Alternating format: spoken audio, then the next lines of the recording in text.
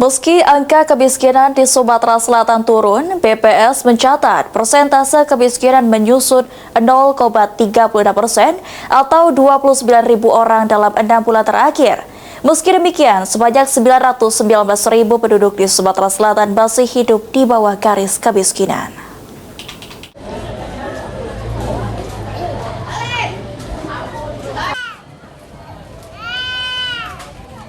Sebanyak 919.000 penduduk Sumatera Selatan masih hidup di bawah garis kemiskinan.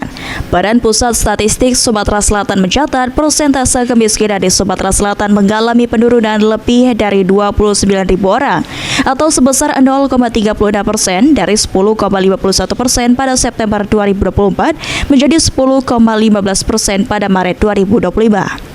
Kepala BPS Wahyu Yulianto mengatakan penurunan penduduk miskin ini menjadi capaian fantastis.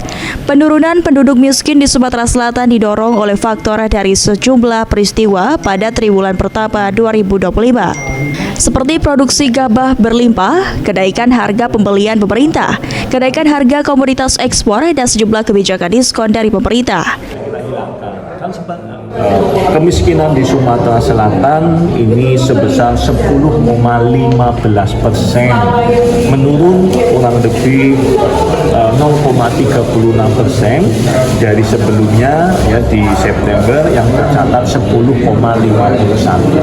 Kalau secara absolut ya penduduk miskin kita ini di angka totalnya 919.000 dan kemarin selama 6 bulan ya dengan tadi baik itu program-program pemerintah ataupun juga peningkatan pendapatan masyarakat di kelas bawah ini mampu menurunkan penduduk miskin 29.000 orang. Kondisi ekonomi. Sementara itu, komoditas makanan yang memberi pengaruh besar pada kemiskinan yakni beras, rokok kretek filter, daging ayam ras, telur ayam, dan mie instan. Lutfi, PAL TV.